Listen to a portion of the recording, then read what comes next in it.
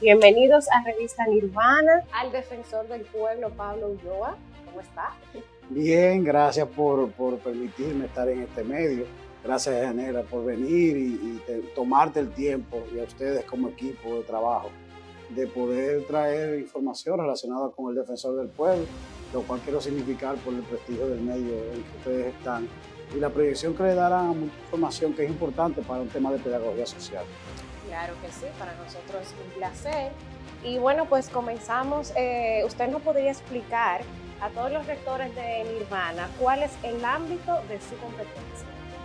Mira, el ámbito de la competencia del defensor del pueblo tiene que circunscribirse justamente a un aspecto vinculante entre el derecho constitucional y el derecho administrativo. ¿Por qué? Porque el defensor del pueblo tiene como mandato velar por la buena administración pública y para con ello poder garantizar los derechos fundamentales. Entonces, cuando se hace la reforma del 2010, se constitucionaliza el defensor del pueblo, que fue una creación del 2001, pero a su vez el ordenamiento jurídico de la República Dominicana cambió. Cambió no solamente porque generamos un Estado social y democrático de derecho, sino que al mismo tiempo creamos jurisprudencias especializadas adicionales, como el Tribunal Constitucional, la jurisdicción administrativa que se configura de manera distinta como originalmente se había pautado. Ok, entonces, ¿a quién corresponde la elección del defensor del pueblo? Mira, gracias por la pregunta, porque ayuda un poco a entender un diseño constitucional sumamente interesante que se dio en la República Dominicana. El constituyente planteó que el defensor del pueblo tiene que ser una elección que surja de las cámaras. Cuando hablo de las cámaras, hablo de la Cámara de Diputados y del Senado de la República. Originalmente estaba vinculado a la ley 1901 y con una modificación que fue la 367-09, se ajustaron lo que eran los mínimos necesarios para poder ser electo como defensor del pueblo. Ahora bien, en ambas cámaras tiene que contar con las 2/3 partes para ser electo. Y esas 2/3 partes surgen de un proceso de evaluación y de competencia público contradictorio en el caso del defensor del pueblo actual, el cual participó junto con una serie de dominicanos y dominicanas, todas con valía, y fue configurada una terna que pasó de la Cámara de Diputados al Senado de la República, y ahí se da la elección propiamente. Ok, ¿podría darnos a conocer cuáles han sido los logros de la defensa del pueblo encabezada por usted? Mira, lo más importante ha sido el Plan Estratégico Institucional, que es la guía donde se ha agrupado 3 procesos concretos que cuando me tocó ser postulante a defensor del pueblo siempre enarbolé, que era un garantismo que tenía que ver con la reconfiguración organizacional, porque debe implicar una Secretaría General basada en 4 procesos. Esa Secretaría General tenía atención al ciudadano y por eso hoy en día nosotros tenemos una carta de servicio al ciudadano que garantiza en un tiempo máximo y mínimo cuáles van a ser nuestros servicios y cómo se van a dar, para luego poderlo certificar todo en normas de calidad, que esperamos que sea de aquí a un año. Segundo proceso de investigación, porque el defensor del pueblo no puede hablar de oído, tiene que ir sobre la base de datos concretos para poder hacer el tercer proceso, que es notificación a la administración. Todo lo que nosotros hacemos se basa en la ley, y por lo tanto tenemos que tener una capacidad de poder analizar qué dicen los reglamentos, las leyes y la misma Constitución a la hora de ir frente a la administración por una laceración de un derecho o una mala administración.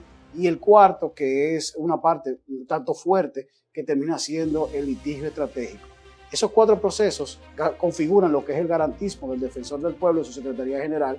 Asimismo, toda la parte educativa es otro de los elementos que podemos significar como avances, y tienen que ver no solamente con el aula del defensor, el defensor delegado, sino toda una línea de investigación y desarrollo que hemos podido generar para que grupos de la sociedad tengan un interlocutor válido, lo que le llaman los stakeholders, y al mismo tiempo podamos no solamente transferir la información del defensor, sino asumir luchas que de oído, como se le llamaría, de oficio, nosotros hemos podido aumentar de manera significativa.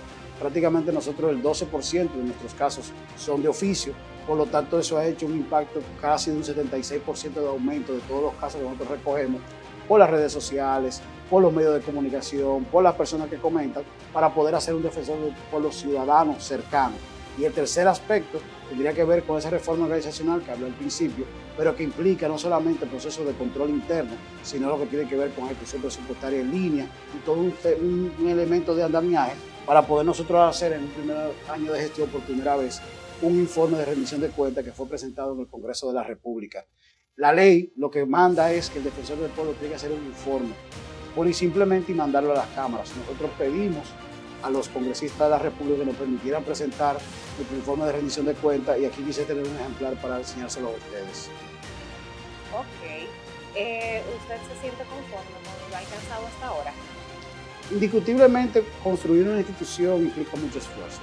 Cuando tuve el privilegio y me dio la oportunidad, el primer pleno del Tribunal Constitucional, de apoyar en la conformación de lo que terminé haciendo esta alta corte, yo visualicé un defensor del pueblo que fuera mancuerna del Tribunal Constitucional en todo lo que tenía que ver con el derecho, los derechos en sentido amplio, pero al mismo tiempo un defensor del pueblo que fuera mancuerna de la Cámara de Cuentas en lo que es la buena administración. Y eso es lo que hemos tratado de construir. No solamente por los casos que han sido exitosos o que han sido de opinión pública, sino por un proceso de construcción de legitimidad, de credibilidad, esa magistratura moral de la que habla todo el andamiaje relacionado con defensores del pueblo, se centra justamente en ese aspecto que tiene que tener la institución para poder lograr que todo el mundo entienda lo que termina siendo la buena administración pública. Bien. ¿Cree que hay un verdadero afianzamiento institucional de la defensa del pueblo que usted encabeza? Mira, yo no diría que yo encabezo. Yo lo que creo es que indiscutiblemente República Dominicana, luego de la Constitución 2010, creó una serie de órganos y nosotros lo analizábamos en una mesa de lucha de derechos que tenemos con 14 instituciones del Estado que están para hacer velar y garantizar los derechos. Por ejemplo, Proconsumidor, Prousuario, tanto de la Superintendencia de Banco como de Indotel, entre otros, La Vida y demás, son unidades que velan por el derecho del ciudadano, de la ciudadana o colectivos. Solamente el defensor del pueblo tiene la categoría constitucional, por lo tanto su jerarquía en lo que es el tejido organizacional del Estado o el diseño del Estado le da la posibilidad de ir un poco más que el simple hecho del acto administrativo. Y esos son de los elementos que se han podido significar en este primer año de gestión en lo que es el concepto de la buena administración pública o el government compliance, como le llaman en el norteamericano. ¿Y cómo se siente Pablo Ulloa en este trabajo? Muy comprometido. Real y específicamente he sacrificado lo más importante que termina siendo la familia, pero es con un objetivo concreto y es poder concluir a estos 6 años con un equipo de hombres y mujeres que heredamos y que vinieron del Congreso con el deber cumplido. Y eso es lo más importante.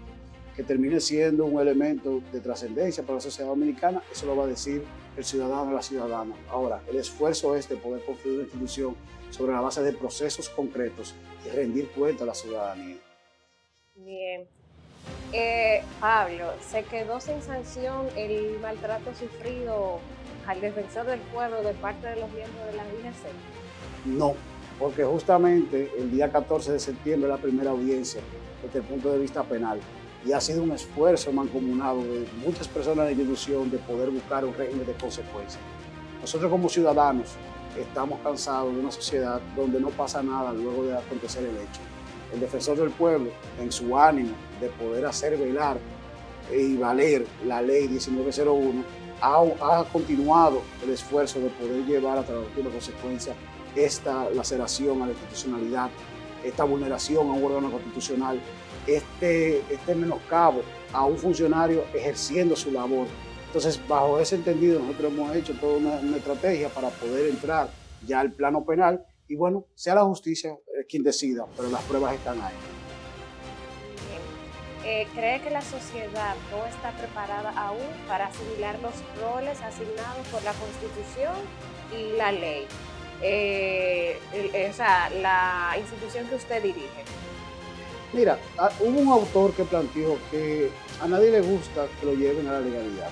El Estado, en sentido general, no le gusta sentirse fiscalizado observado, de alguna manera investigado. Y esa es la parte del defensor del pueblo. Nunca va a ser gracioso, nunca va a ser atractivo, nunca va a ser bien visto, salvo en los momentos que tenga que ser educación. Por eso justamente nosotros hicimos este esfuerzo de llevar la Constitución a los niños, niñas y adolescentes a través de la Constitución animada. Es un esfuerzo de la institución de poder hacer ciudadanía responsable sobre el aspecto de la transmedia, que es tan importante. Esa es la parte agradable del defensor del pueblo. Ya lo que tiene que ver con hacerle ver a un ministro, un director general o a un ejecutivo del Estado que está cometiendo un error, nunca va a ser bien visto, pero eso es parte de alguien que tiene que hacerlo. El proceso de fiscalización a nadie le gusta, pero con la mayor humildad se trata de hacer, pero con apego a la ley sobre todo y la Constitución más que nada. Bien, entonces se podría afirmar que los tres poderes del Estado y los órganos extrapoder dan al defensor del pueblo un trato condigno.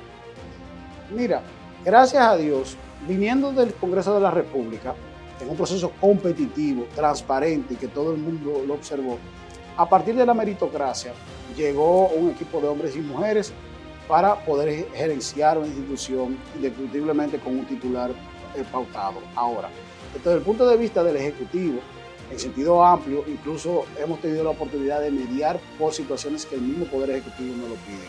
Los órganos extrapoder, mal que bien, hemos tenido un trabajo mancomunado en diferentes aspectos y en otros el defensor del pueblo ha podido generar algún tipo de liderazgo y al mismo tiempo recibir mucho apoyo de ellos para poder construir una institución bajo la premisa de la eficiencia. Te pongo un ejemplo. El único órgano extrapoder de la República Dominicana que ejecuta su presupuesto en línea es el defensor del pueblo. Nosotros estamos entre las tres instituciones de mayor transparencia según la Dirección de Ética Gubernamental. Nosotros como órgano extrapoder no estamos compelidos a hacer ese proceso, pero lo hacemos por la creencia y por el discurso tan sólido relacionado con la transparencia, la eficiencia y la eficacia. Y esos son aspectos que los otros órganos del Estado lo ven como tal y nos apoyan justamente. ¿Cuál es el presupuesto del defensor del pueblo? El defensor del pueblo por espacio de 7 años o 6 años se mantuvo en el mismo presupuesto, que eran 165 millones. Al llegar a esta gestión, hemos podido lograr que se aumente el presupuesto en un 50%, llegando casi a 247 millones de pesos. Pero lo más interesante es el nivel de ejecución. Anteriormente, el promedio de ejecución de los presupuestos del defensor del pueblo rondaba el 44%. Esta gestión lo ha ejecutado un 100%, sobre la base de la eficiencia, pero sobre la base de los procesos que se estaba significando y más que todo dándole cumplimiento a ese plan estratégico institucional. De eso se trata la institucionalidad de la que hablamos. ¿Y cómo es la distribución territorial de la Defensoría del Pueblo y cuántas agencias tienen distribuidas en todo el país? Nosotros creemos en la tecnología de la información y la comunicación como herramienta, ya que somos una institución noble y al mismo tiempo somos un país pobre. Sería muy fácil para el defensor del pueblo abrir oficinas sin criterio alguno para tener diferentes espacios y que todo el mundo diga que está el defensor. Nosotros nos hemos basado en dos procesos concretos. Una aplicación, la cual puede ser descargada en cualquier plataforma. Eso hace que ningún ciudadano tenga que generar gastos de bolsillo. Pero al mismo tiempo nosotros desarrollamos un data warehouse a través de unos pasantes de ITRA y un especialista en ciencia de datos del Politécnico de Milán, que han permitido poder captar a través del social listening todas las situaciones que van pasando de conflictividad y otros aspectos en las redes sociales, que a su vez se vincula con un CRM, que es una plataforma que instalamos, donde nosotros podemos tener interacción con el ciudadano a través de WhatsApp y las redes sociales, y eso nos ha permitido en el espacio de prácticamente 8 meses tener más de 12.000 interacciones con el ciudadano, potencializando aún más la capacidad del defensor del pueblo sin necesidad de aperturar grandes oficinas o gastar dinero en gasto corriente o de inversión para poder concretarlo eso en la parte educativa y en el fortalecimiento institucional. Bien, ¿qué cosas hacen falta en la Defensoría del Pueblo para el cumplimiento cabal de sus objetivos misionales? Yo creo que tiempo. Hoy ha sido un primer año que lo puedo evaluar como exitoso, con la mayor humildad lo digo, pero al mismo tiempo creo que es el momento de nosotros poder ir implementando diferentes componentes y líneas estratégicas del plan estratégico institucional. Nosotros en el plan estratégico institucional nos definimos 49 resultados al concluir la gestión y poco a poco tenemos que ir monitoreándolo. Nosotros hacemos nuestro plan operativo anual y al mismo tiempo hacemos una lectura retrospectiva de todo lo que vamos haciendo y realmente creo que en el tiempo vamos a poder cumplir todos esos objetivos que nos planteamos y al final rendir todos los elementos de la sociedad dominicana para poder garantizar que hicimos el deber. Para culminar, ¿qué debe hacer quién o quienes se sientan que sus derechos fundamentales se encuentran amenazados? Simple, para que no tengan ni que moverse. Está la aplicación y está el WhatsApp del Defensor del Pueblo. En esas dos herramientas, todo ciudadano, ciudadana o grupo puede tener de inmediato contacto con el Defensor del Pueblo, porque tenemos un equipo de hombres y mujeres que están justamente en el CRM para poder responderles e inmediatamente, si es una reclamación, si es una orientación o si es al mismo tiempo un proceso que implicará mediación, nosotros estamos en la debida condición de poder hacerlo para que el ciudadano y la ciudadana dominicana no tengan ni siquiera que moverse y el Defensor del Pueblo esté en cada uno de ellos. Excelente, pues muchísimas gracias. Gracias a ti. Gracias por habernos recibido en este ambiente tan con tan buena vibra. Amén. Que sea Dios que los bendiga a cada uno de ustedes y de todo corazón, gracias con la mayor humildad. Gracias por recibirnos en Nirvana. Amén.